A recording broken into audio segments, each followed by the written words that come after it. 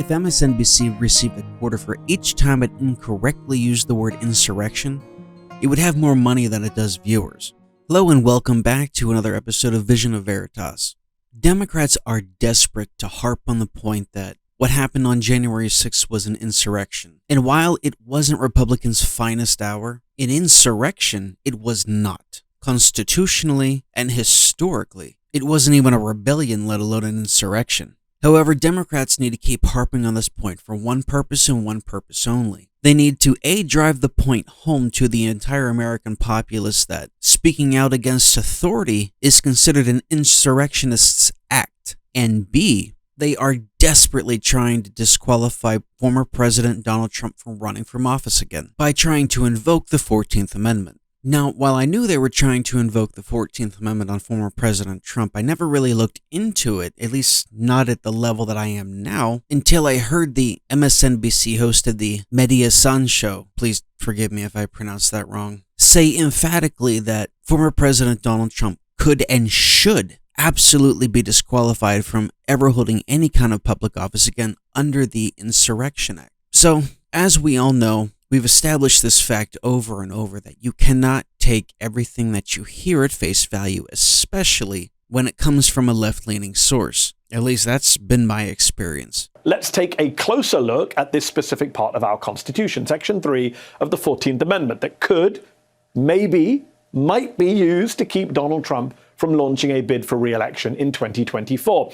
It says, quote, "No person shall be a senator or representative in Congress or elector of president and vice president or hold any office, civil or military, under the United States or under any state, who having previously taken an oath to support the Constitution of the United States shall have engaged in insurrection or rebellion against the same or given aid or comfort to the enemies thereof." This clause right here, outlines the consequences for insurrectionists. Consequences that surely should be enforced, right? I mean, presidents and vice presidents and senators and members of Congress are all made to swear that they will uphold the Constitution of the United States. Well, Section 3 is in there, and it's a warning. It says if you're a rebel or an insurrectionist against the United States, you can't run for office. In one of my previous episodes, I mentioned how words and definitions are changing, and the definitions that certain words mean now are not what they meant 30 years ago, 50 years ago, 150 years ago, certainly. Such is the same with insurrection and rebellion. Definitions are being tailored, once again, to suit a specific narrative. And when the definition can't suit the narrative, they have no problem lying and saying that it does when it doesn't, and trying to come up with their own reasons as to why something should be considered an insurrection when constitutionally and historically it was nothing of the sort. So let's look at the current or modern definition of the word insurrection, and this is taken from the Merriam-Webster's dictionary, the updated version of it, or the latest version of it. The definition is, and it's pretty simplistic, an act or instance of revolting against civil authority or an established government. So in taking a constitutional and historical look at this, we need to first look and see when the 14th Amendment was written. So the 14th Amendment was written in 1866 and was ratified in 1868. So what does the 14th Amendment say? There's more involved with the 14th Amendment than just quote-unquote insurrection. So we're just going to read the portion of the 14th Amendment which is about insurrection. So to do that, we are going to need to look at the 14th Amendment in Section 3. Section 3 specifically states this: "No person shall be a senator or representative in Congress or elector of president and vice president, or hold any office, civil or military, under the United States, or under any state, who, having previously taken an oath as a member of Congress, or as an officer of the United States, or as a member of any state legislature, or as an executive or judicial officer of any state, to support the Constitution of the United States, shall have engaged in insurrection or rebellion against the same, or given aid or comfort to the enemies thereof. But Congress may vote by a 2/3 majority of each house to remove such disability." So because the 14th Amendment was written and ratified in the 1860s, logically one would need to use an 1860s definition. Fortunately, I found the 1828 definition of the word insurrection, and it's quite different. Remember, the 2022 version of the word insurrection is an act or instance of revolting against civil authority or an established government. The definition I just read is very general. It can be used to encompass an awful lot. Hell, even an interpretation of this could say that if you even speak out against your government, you're inciting an act of insurrection or rebellion against it. That's actually kind of what they're doing. But anyhow, the 1828 definition of the word insurrection is this: a rising against civil or political authority, the open and active opposition of a number of persons to the execution of a law in a city or state. It is the equivalent to sedition, except that sedition expresses a less extensive rising of citizens. It differs from rebellion, for the latter expresses a revolt, or an attempt to overthrow the government, to establish a different one, or to place the country under another jurisdiction. It differs from mutiny, as it respects the civil or political government, whereas a mutiny is an open opposition to law in the army or navy. Insurrection is, however, used with such latitude as to comprehend either sedition or rebellion. So, by definition, this wasn't an insurrection. January 6th was not an insurrection. You can't use the seriousness of that word to convey a specific political narrative that you want to convey. The only purpose in calling it an insurrection is to silence conservatives. It has nothing to do with actually what happened that day. The vast majority of people who participated are not violent. They weren't acting in a coordinated rebellion. There was no intent to topple the government. There was no plans in place to replace the government. So it can't be an insurrection. You know, many thousands came to Washington, D.C. to protest. They didn't come to kill AOC or Nancy Pelosi. They didn't come to seize the reins of power. Anyone who has learned or read anything about military coups or Bolshevik-style revolutions knows that January 6th was a cookie-cutter Washington, D.C. demonstration that got seriously out of hand. And you know what? I'm not even going to bother comparing it to the Summer of Love that saw BLM and Antifa destroy entire cities and cause over $8 billion in damages. You know, the Summer of Love had scores of racist and anti-Semitic death to police, Black Lives Matter demonstrations all over the place. Now, back to January 6th, there were no U.S. military generals or captains or colonels or lieutenants involved in leading or strategizing a coup.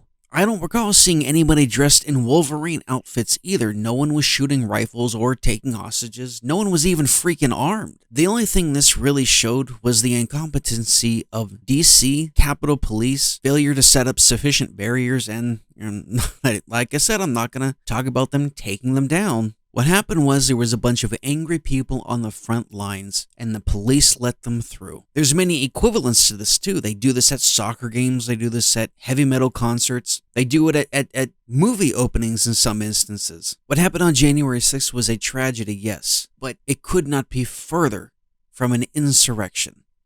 What happened that day was on the part of very passionate citizens, very passionate patriots, that unfortunately turned a rally into a riot. And while it is public knowledge, I'm not bringing up the points that the police let them in the Capitol, they took down the barricades, that there were undercover FBI there urging this rally to turn into a riot. That's not the point of this. The point of this is simply to show that this was a massive act of really trespass and nothing else. And frankly speaking, to date, not a single individual there was charged with insurrection. If anything, the undercover FBI agents there should be charged with insurrection. Another huge problem with this is it isn't just stopping with former President Trump. Democrats are using this unconstitutionally, mind you. They're using this to try to unseat current former President Trump's allies across the nation. This really made Couy Griffin, a county commissioner in New Mexico, the first official in more than 100 years to be removed under the Constitution's bar for insurrectionists. Even though no one was charged with an insurrection, even though clearly by definition it wasn't an insurrection. But last week, a New Mexico judge disqualified County Commissioner Couy Griffin, the leader of a group called Cowboys for Trump, from holding public office because of Griffin's role in the January 6th insurrection. Yes, insurrection, a word the judge used. Just removed him from office, the first time that's happened since the end of the Civil War. By joining the mob and trespassing on restricted Capitol grounds, Mr. Griffin contributed to delaying Congress's election certification proceedings, the judge wrote. The ethics watchdog group, Crew, brought the suit against Griffin, presenting video evidence like this in court. People are ready for fair and legal elections, or this is what you're going to get. You're going to get more of it. Crew told radio host and MSNBC columnist Dino Badola they are taking a hard look at bringing a similar lawsuit against President Trump. Now, for those of you who don't know, Crew is not an efficacy watchdog group. Crew has always done whatever it can to find any fault with Republicans, no matter how large or small it is. Now, some of it is legitimate. Republicans aren't perfect, especially those who are establishment Republicans. Some of them really do shady stuff, and I'm not at all advocating that. But Crew is not an ethics watchdog group. It's more like a Media Matters far-left echo chamber. For over a decade, it's been pretending to be nonpartisan when its mission is really to bolster progressives and the socialist left as a whole. Their sole purpose is to dig up whatever they can on Republicans. Ethics truly isn't Crew's goal. Undermining conservatives and Republicans is. Undermining the Constitution is. Ethics is just the weapon they use to attack Republicans with. It's a very clear partisan problem that creates a partisan bias and subsequently conflicts of interest. It makes them serving as a true ethics watchdog group ethically impossible. The left is also going against other lawmakers in Arizona, such as Representative Andy Biggs, Representative Paul Gosar, and State Representative Mark Fincham. Did you know it almost happened to Madison Cawthorn as well? This spring, the far-right congressman from North Carolina faced a court challenge that argued his actions on January the 6th should keep him from running for re-election. But then he lost his primary in May and all sides agreed to dismiss the case. You know, I was completely done recording this and putting it all together when I specifically took notice to what was said here. They were going to charge this fella under the Insurrection Act and keep him and bar him from trying to hold office when he lost his primary, so they just dropped the case. If there was anything that showed you unequivocally that this has nothing to do with upholding the Constitution and simply making sure those who support Trump cannot serve in an official capacity, this is it here. If they were truly concerned with an unconstitutional act, regardless of whether or not he won his primary, they would have continued trying to charge him under the Insurrection Act to prove a point. But there's no reason to try to keep him from getting into office right now. I mean, if there was anything that ever shows the true intent of the entire purpose of the sham, really, that is it right there. If it had anything whatsoever to do with the Constitution and they truly believed that he had violated the Constitution, that he had violated the Insurrection Act, they would have kept the legal proceedings and they would have gone ahead and kept his charge under the 14th Amendment.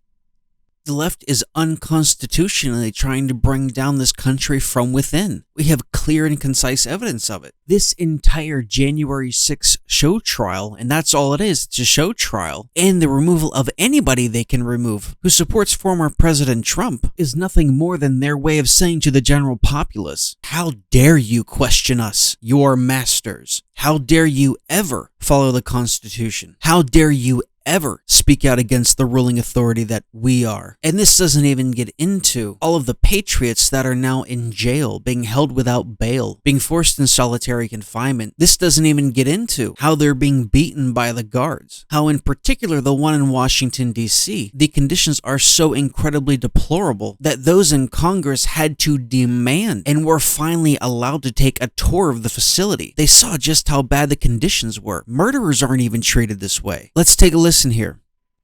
Joining us this afternoon as we release the report about the DC jail and our findings there. Unusually cruel.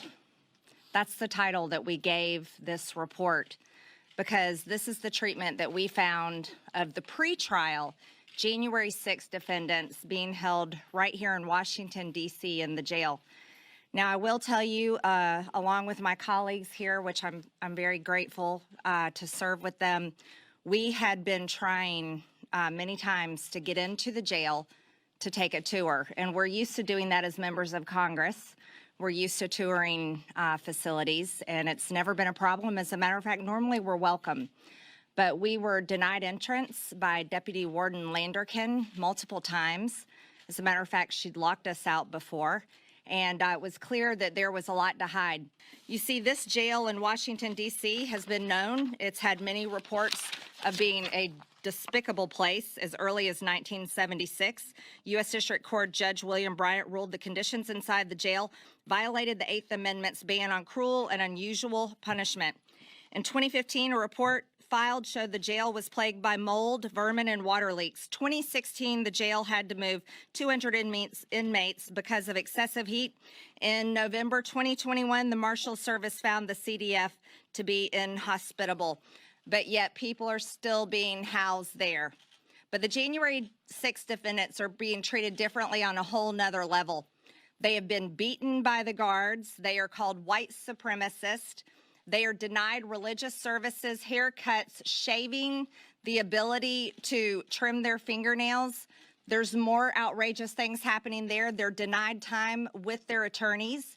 They are denied the ability to even see their families and have their families visit there. They're denied bail and being held there without bail. Many of these people have never been charged for a crime before. Some of them are veterans, and the treatment is unbelievable. They are told they have to denounce President Trump. They are told that their views are the views of cult members, even though these are men that every single night at 9 o'clock at night, they put their hand over their heart and sing the national anthem voluntarily. We will not allow thine peasants to speak out against thine Führer. We will not allow these subversive comments against thine Führer. We will not allow your First Amendment rights unless, of course, they align with what we say. You will obey the sanctity of thine Führer. There is no truth but the truth of thine Führer. Thine Führer is grace. Thine Führer is love. Thine Führer will hold you in the bosom of his embrace, but only if you, thine subjects, obey thine Führer without question. There is no need for you to think for yourself anymore. As you know and trust thine Führer, we tell you only what is important, only what you need to know. Our knowledge is absolute. Our teaching is all you ever need.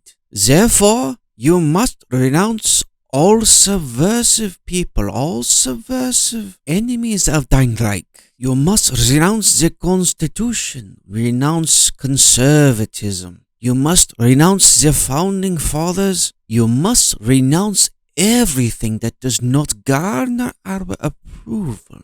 Only then will you be allowed the constitutional rights that we allow. All hail thine Führer! Thine Führer is life! Bottom line is here, if you ever hear someone say about the invocation of the 14th Amendment, if you're ever wondering what to say to someone who just repeats that over and over and over simply because they've heard it, please point this video out to them. Play it for them. Don't just take my word for it. You can look up all of this information for yourself. But please point them to this video. It's important that we get the truth out. Wading through the lies, the deception, and the never-ending hypocrisy of the left is more difficult than I could have ever imagined. Not because it's difficult to find the truth and prove the lies incorrect or prove the lies as false, but there's just so much of it. It would take a lifetime to be able to go through everything.